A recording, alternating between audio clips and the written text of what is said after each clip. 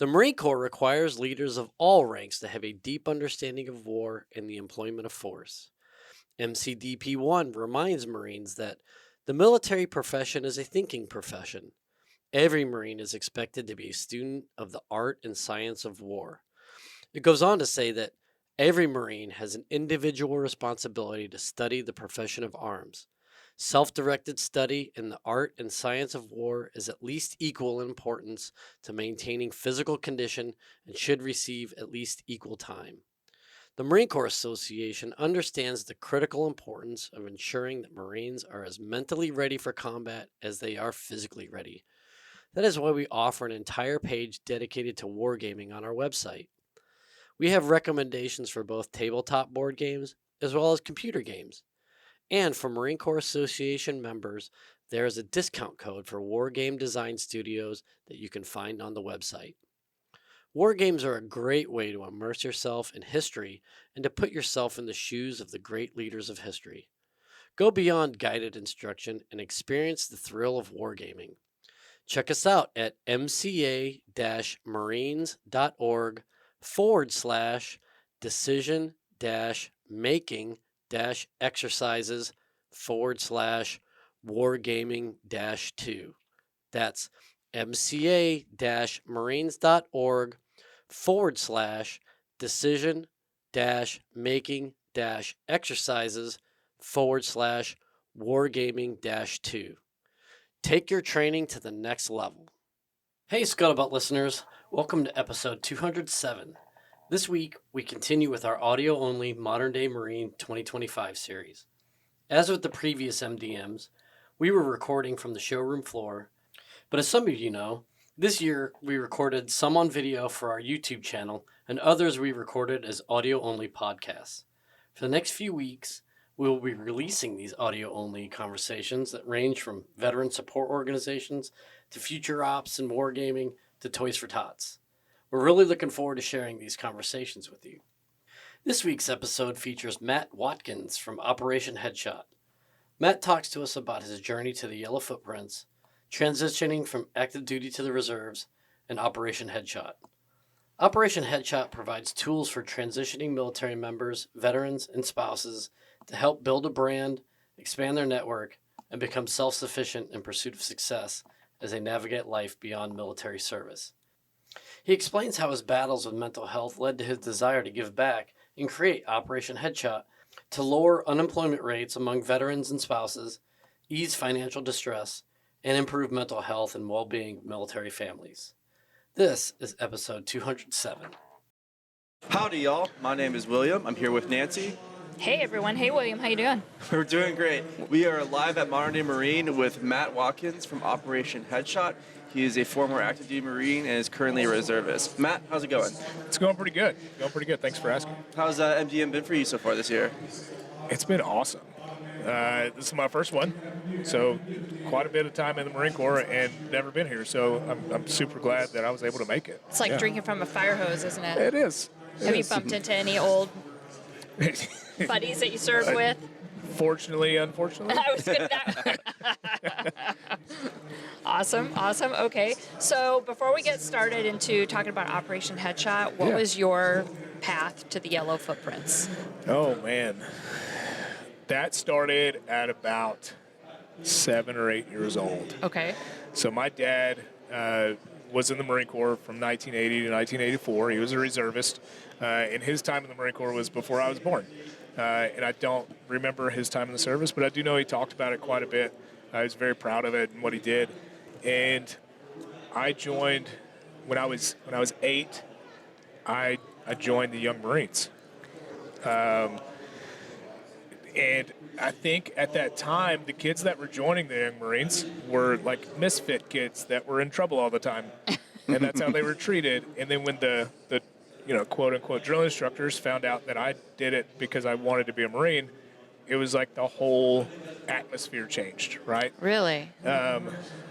Yeah, I mean, they were still, playing drill instructor, but I probably shouldn't say playing drill instructor, but anyway.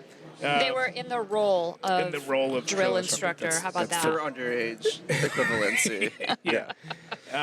But I did that for a year, and then the idea for the Marine Corps was always in the back of my head, and when I became a senior in high school, it kind of went away.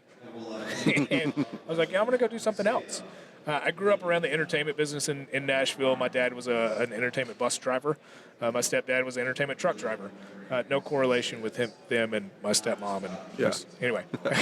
That's a different podcast. Totally. It is.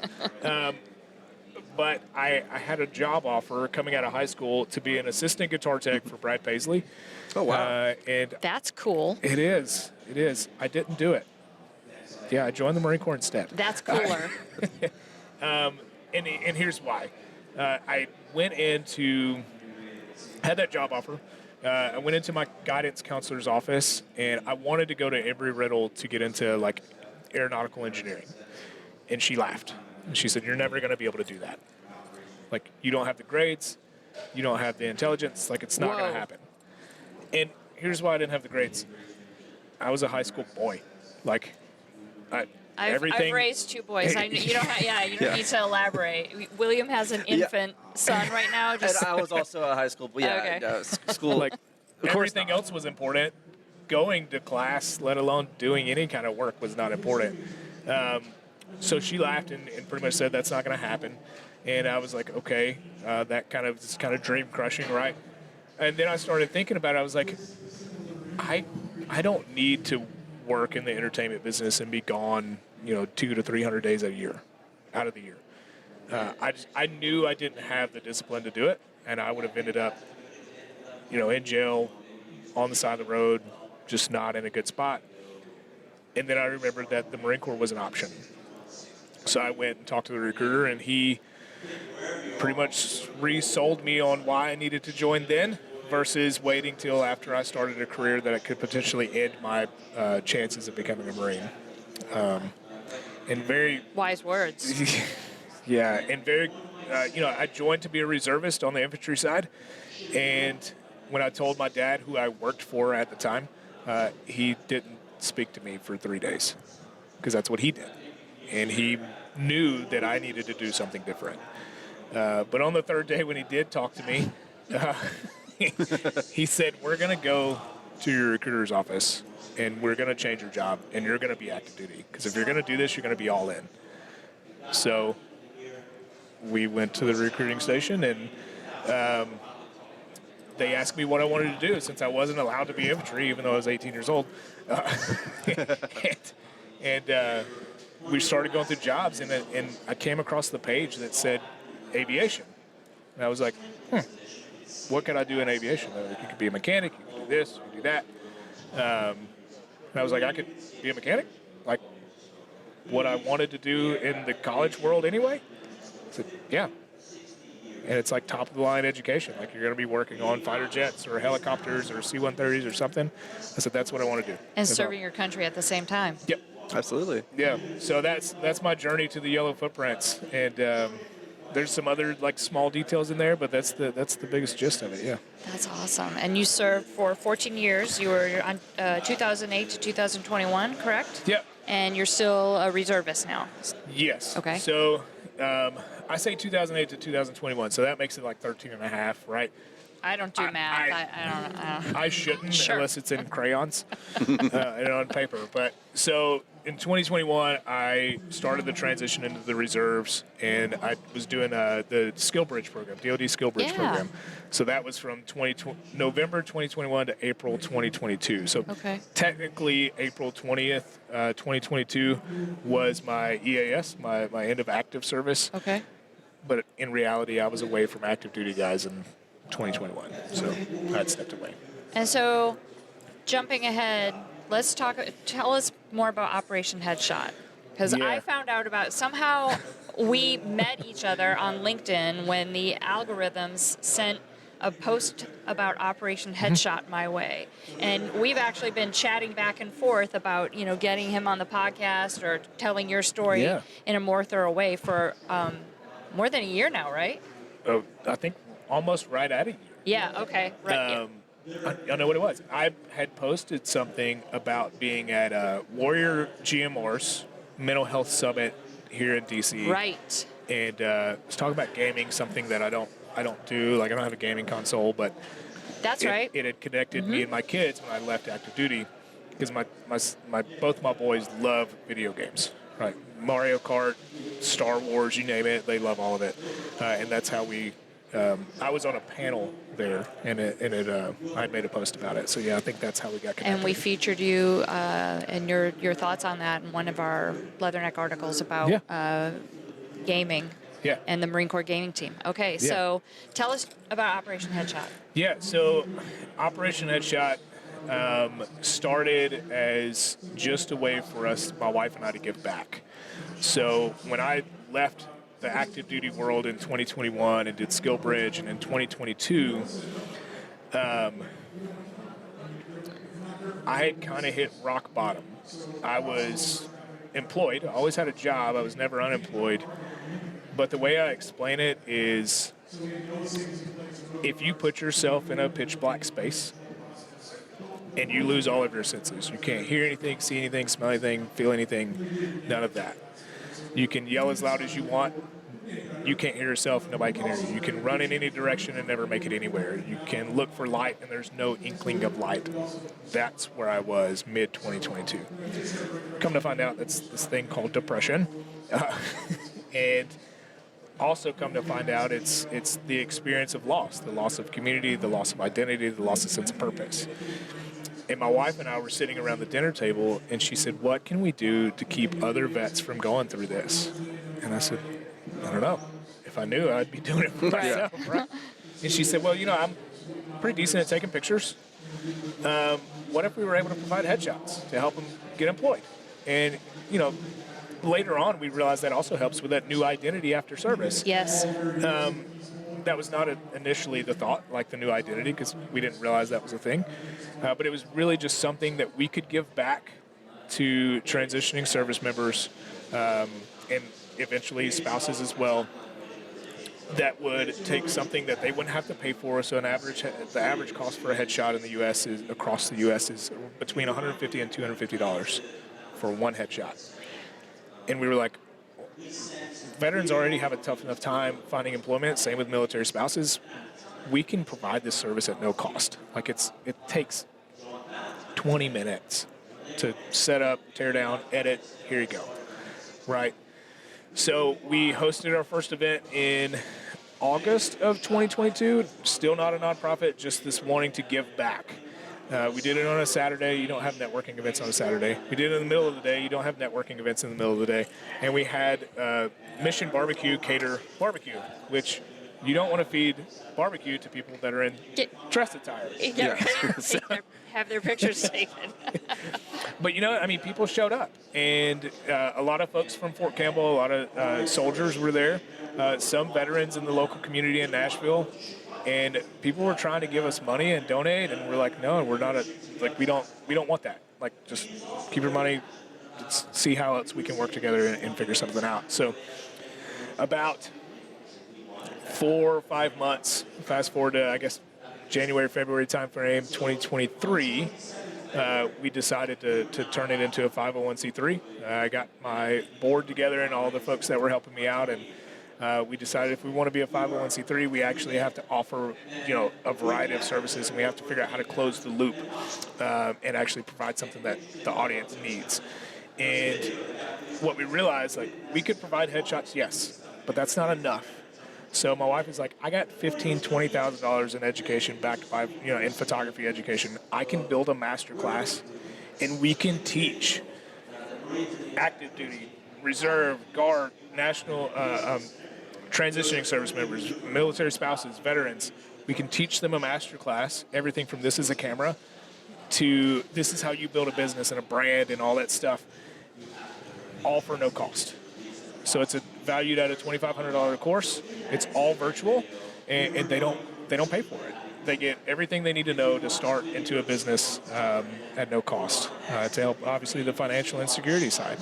So that's kind of our bread and butter right now. We still do events and still have headshots and you still all that serve stuff. barbecue?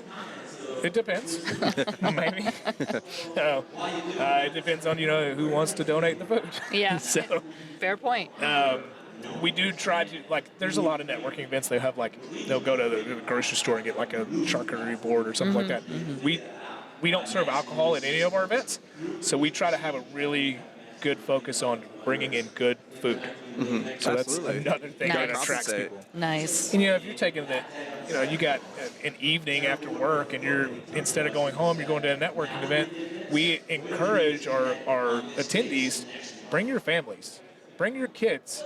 This is a family event. You're going to be networking. Sure, you're going to be talking to hiring managers and leaders in the local area.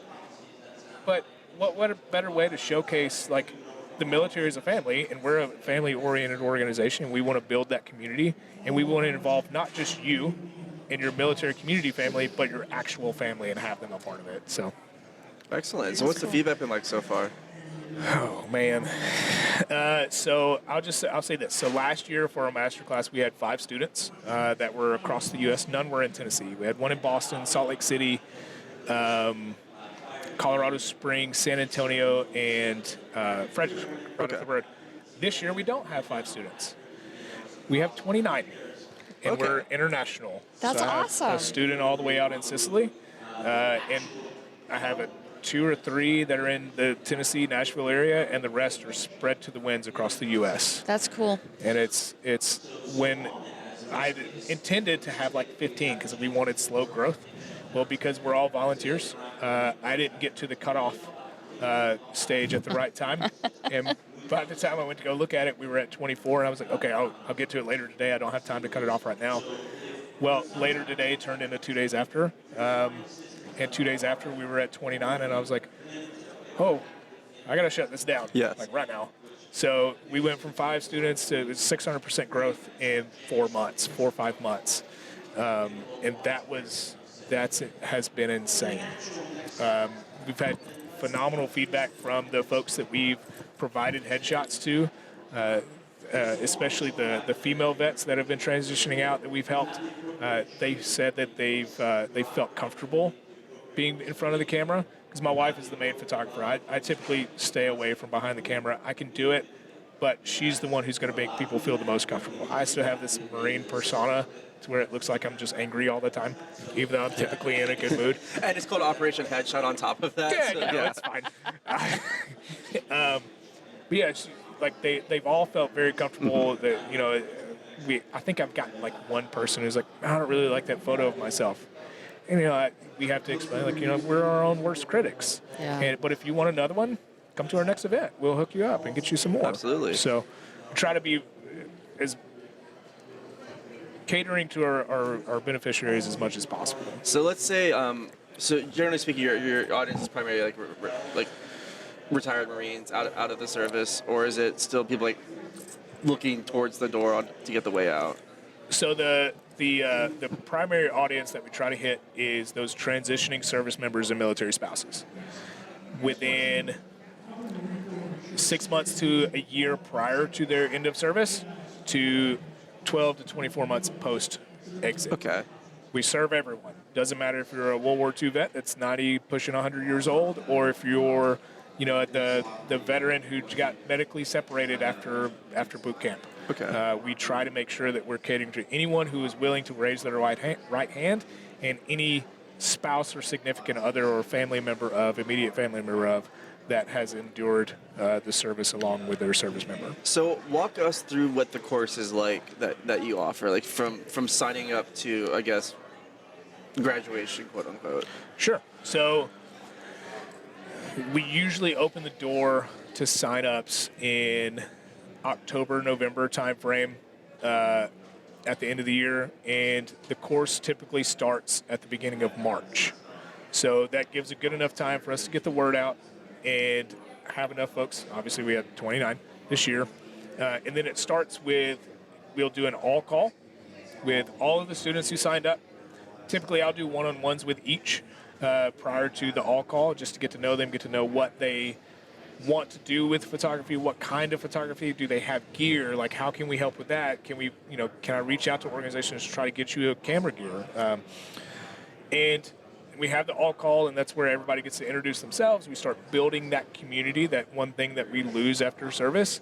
So the reason we have an all call and they all introduce themselves, aside from the community piece, is now they can kind of act as like peer support to one another.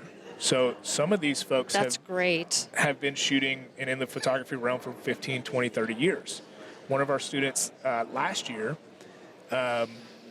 also a Marine, she was in and out of the Marine Corps before I was born as well, and has been shooting since before I was born, but she needed updated like information. So she took the master class. She wasn't very familiar with a lot of the new software that's out there, the new editing software. She was like, this is what I need to learn. So we cater to everyone there.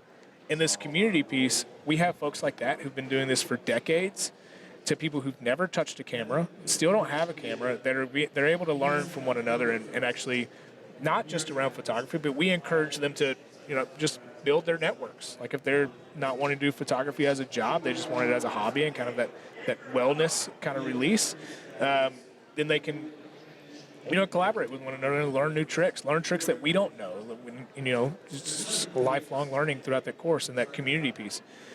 So we do the all call, and then what we'll do right now, we have pre-recorded these classes, and they get sent to them bi-weekly.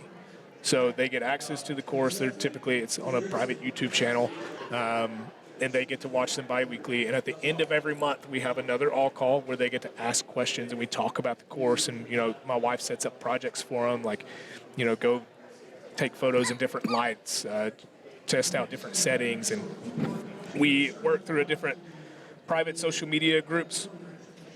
So this way they can share their work, and they can also see their progress as they continue. That's so cool. We're looking to, one of the goals with those private social media groups is hopefully in the future we'll have the ability to build on our own application. So this way we're not having to work off of some of these different social media platforms that some people don't want to be a part of anymore, or whatever the case is. I can't imagine why that would be. No clue, right? And it would help me a lot too, because I don't like being a part of social media groups either.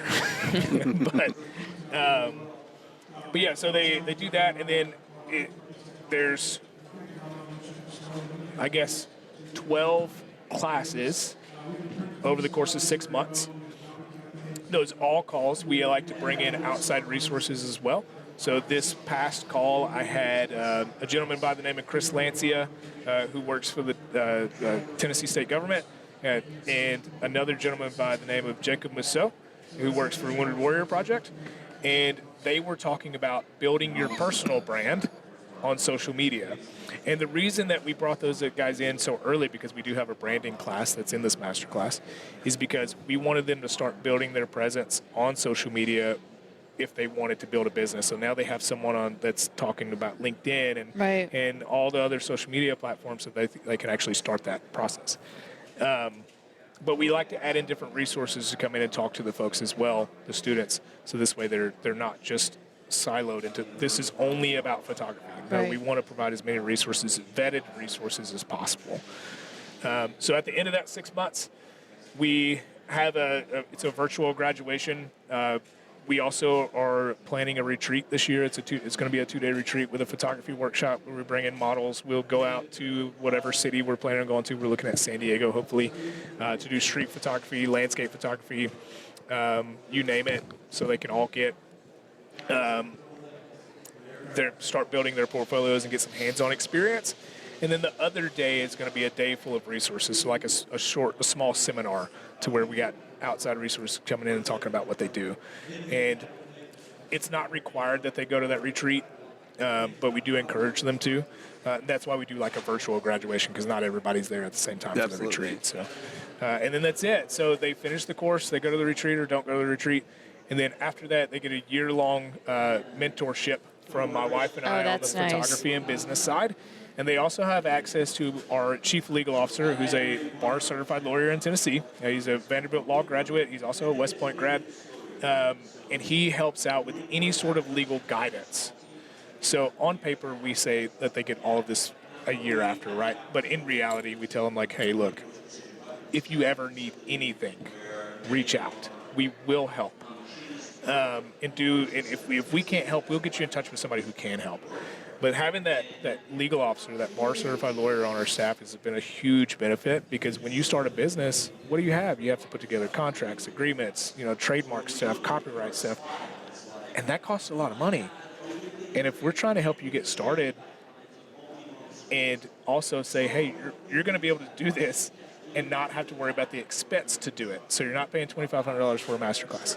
I'm working with a couple of companies to get some camera gear, so you won't have to worry about buying your first set of camera gear, which can that's expensive be stuff. pricey. Yes. And then now I have a lawyer on staff who's willing to help guide you and make sure that the documents you have are correct and that have the right verbiage. So those are all huge benefits that they get. On paper, it's for a year, but in reality, it's always open to them and always available. So that's beautiful. So That's really cool. you've had already so much exponential growth. What's the future for Operation Headshot looking like? So you obviously talk about you're going to start this retreat process. What else? Yeah, so that's where the modern day Marine has been really beneficial. So I actually just ran into a veteran Marine who transitioned the same time I did. He just finished up with his a degree in filmography. I don't know if that's the right word, but anyway, his degree in film. He was like, "Hey, how can I help?" And I said, "Well, one thing we wanted to do was branch off and have a master class in film. So if that's something you're interested in, when we get to that point, would you be willing to put together a course?" Wow. And he was like, "Absolutely, anything I can do to help." I mean, that's huge, right? There's a lot. We have a lot of plans and goals. So one of the intentions behind this course and in graduating these students is we want to close the loop, and we want to actually help them on the employment side, or that they start their own business. So another way that Modern Day Marine has helped is I've been able to make connections with a lot of these different organizations who bring on photographers for product photography, event photography, headshots, you name it. And what they can do is the model that we're looking to set up is they can make a contribution to the organization for a service. We then send out a photographer that's in their area who's been trained by us. They provide that service, and we pay them for that service. We pay the photographer for that service that has went through our program. So helping out on the financial insecurities, the workforce development, all that stuff. And portfolio pieces. For a photographer, one of the key things is really having those portfolio pieces. Absolutely. And if you have event photography for one of these large government contracting organizations and they allow you to use those in your portfolio, I mean, that's going to set your brand off, right? And you're going to be extremely successful. So that's part of the plan. And then the other plan is to have these folks that graduate from our course, because we want to expand our reach to more veterans and military spouses across the U.S. And even around the world in all these different bases. And if we can get these folks through our masterclass, get them spooled up, get them some gear, some swag, they can set up networking events in their areas and provide these headshots to veterans, military spouses, transition service members across the U.S. Because the amount of folks who've reached out to me and be like, "Matt, I got this thing going on up at Quantico. We got a bunch of Marines that are transitioning out. Can you be here?" And I'm like, I'm in Tennessee. Yes. I want to be there, yes, but unfortunately, I can't. And we refer a lot of our business like that out to other organizations, because there's a few veteran organizations that provide headshots. They just don't do the same amount. They don't have the same amount of services and education that we do. So we have a little bit more niche in the market. Well, perfect. So where can anyone find y'all on social media, website, etc.? Yeah, so we're heavy on LinkedIn, Instagram, Facebook. We have a Discord channel as well. You can go to check out our website. It's operationheadshot.com. We typically try to respond to any kind of inquiries or emails within 24 hours. We're all volunteers, so it's sometimes that can be a little difficult, but we do try to get back as soon as possible. All the emails come to my phone, so perfect. Well, I know what that I can feels respond like. quickly. Well, Matt, thanks for coming on the show. Really appreciate it. To our audience, go check out Operation Headshot. And if that's where you think you can find some success in life, absolutely go for it. Matt and his team's going to help you out. But anyways, thanks again. Enjoy the rest of your Modern Day Marine, and have a good week. Good deal. Appreciate it. Thank you. Thanks. Scuttlebutt is a production of the Marine Corps Association. You have heard the voices or contributions from Major Vic Rubel, USMC retired, Nancy Litchman, William Truding, and our guest. Ty Frazier is the editor, sound engineer, and technical producer. The Marine Corps Association is not an agency of the U.S. government. The opinions expressed in this episode are the personal views of the participants and do not reflect the official position of the United States Marine Corps, the Department of Defense, or the Marine Corps Association.